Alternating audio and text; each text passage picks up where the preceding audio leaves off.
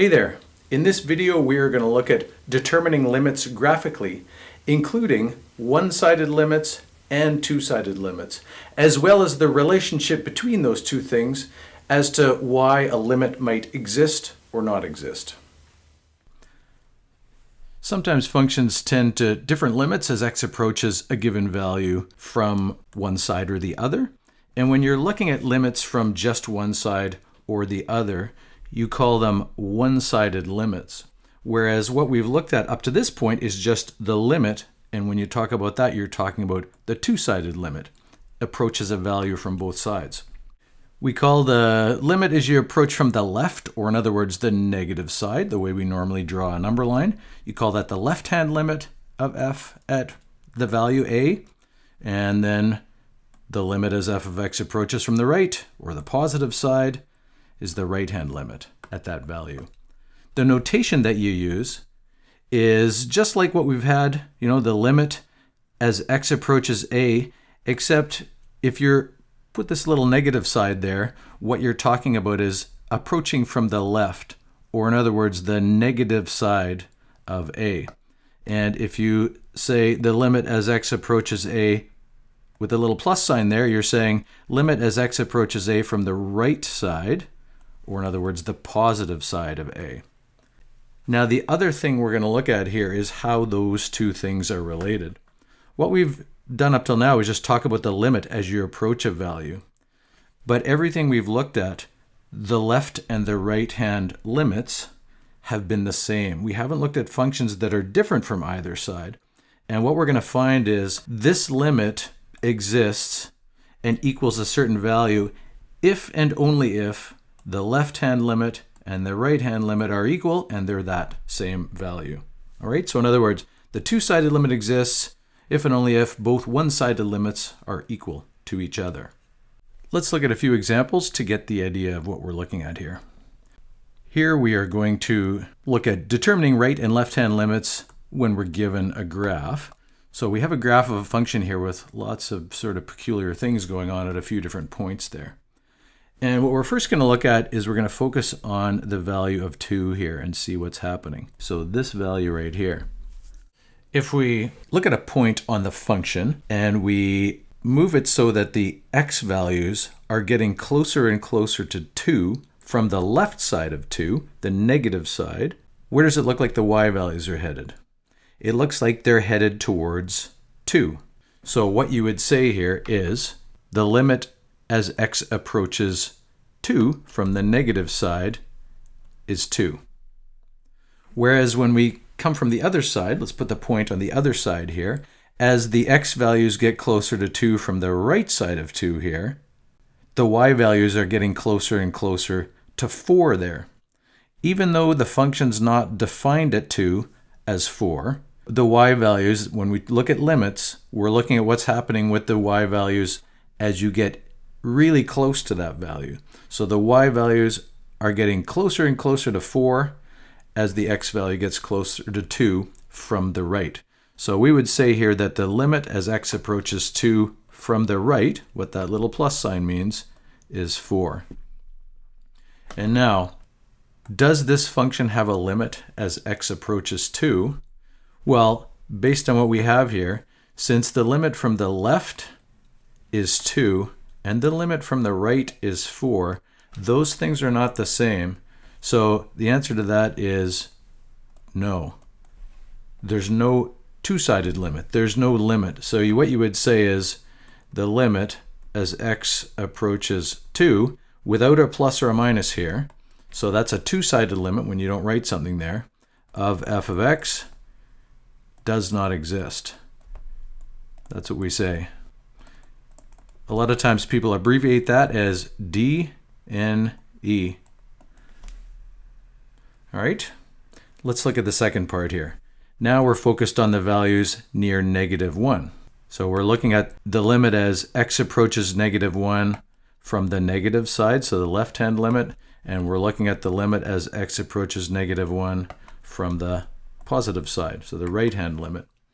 If you look at the graph, we'll use a point again here. As the x values get closer and closer to -1 from the left side, from the negative side, the values are 3. They're 3 the whole way. You'd say they're becoming 3, but they are 3. So you'd say that the left-hand limit, the limit as you approach -1 from the left, from the negative side, is 3. From the other side, if we let the x values get closer and closer to -1 from the right side, those values are also headed for 3. So the right side limit, the limit as x approaches -1 from the right side, is 3. Now, since these are the same, when we're asked here, does the limit as x approach -1 exist? The answer is yes, it does, because the left-hand limit and the right-hand limit are both 3. So that you'd say the two-sided limit, this limit here, the limit as x approaches -1, without a plus or a minus there, the two-sided limit of f of x equals 3. Even though f of -1 is 2. So even though the function value is 2, the limit is 3. You've seen that before. Now, let's look at a few more things. We're going to look at a statement here and decide whether it's true or false. The limit as x approaches -2 of f of x and the limit as x approaches 4 of f of x exist. Now, when you look at those two values there, so you're looking at -2 here, and you're looking at 4 there. Do those two limits exist?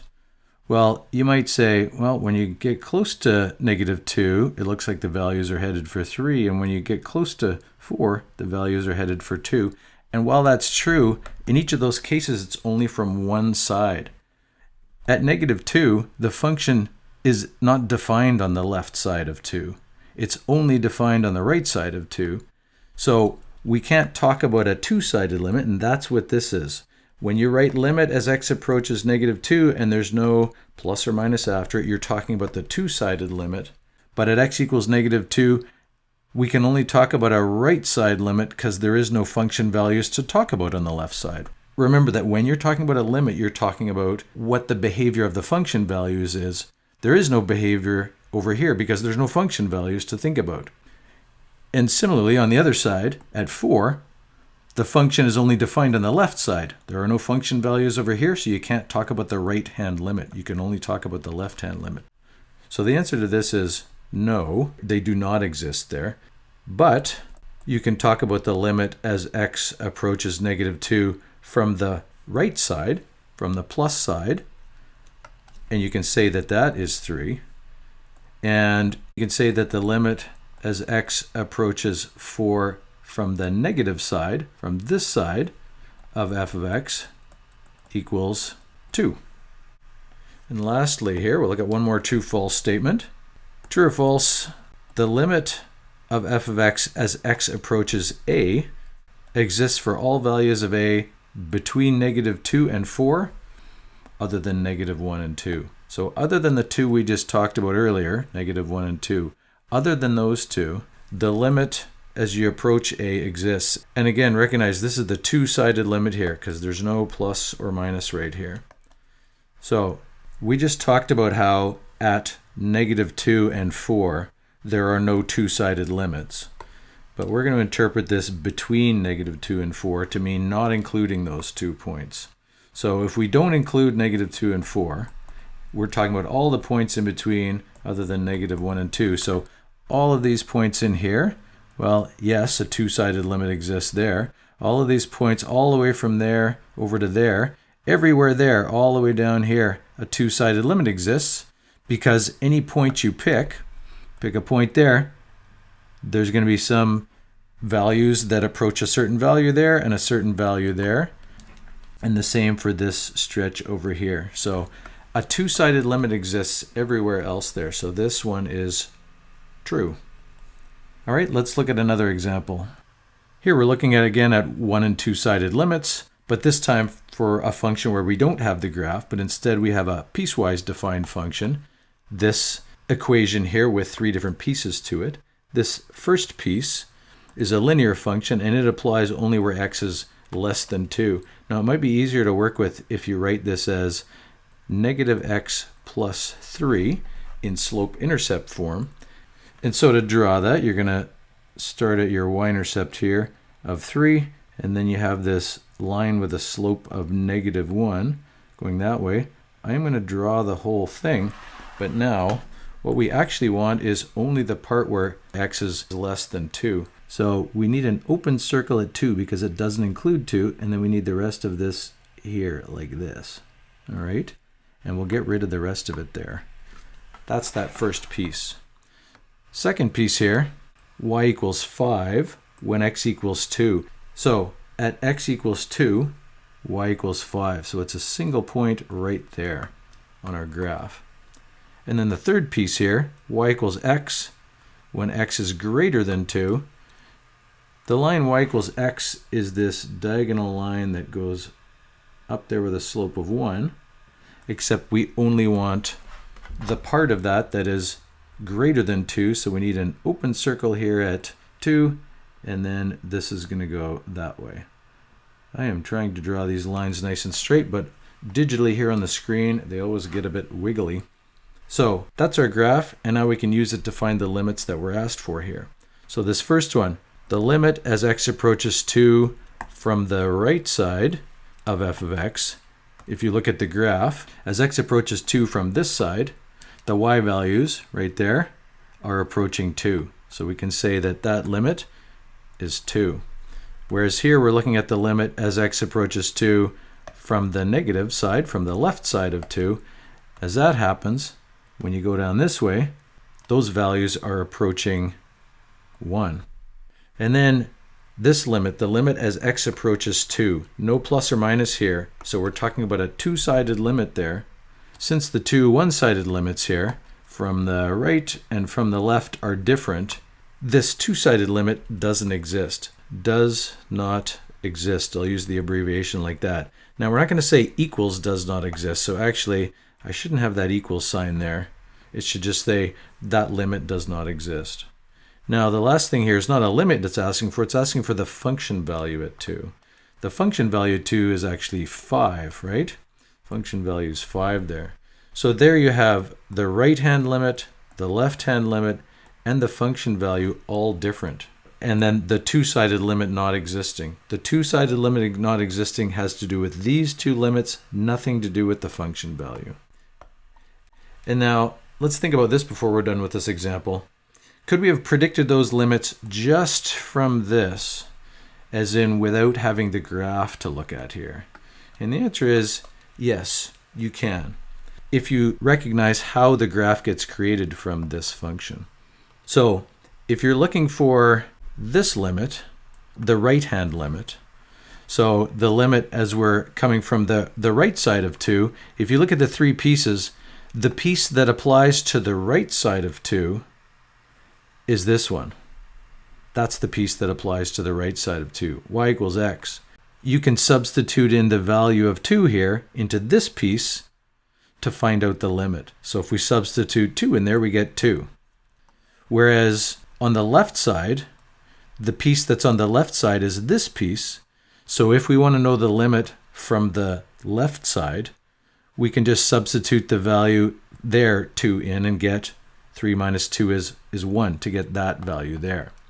I know it says here less than 2 and greater than 2, but that's what we're talking about when we're talking about limits. As you get infinitely close values that are less than 2, that's the limit from the left. And as you get close, infinitely close values from the right, that's what's happening. At 2, that's the function value. But if you want to think about the limit from the left and the right of 2, use the piece that has those values that you're looking at. All right, hopefully all of this helps you understand one- and two-sided limits.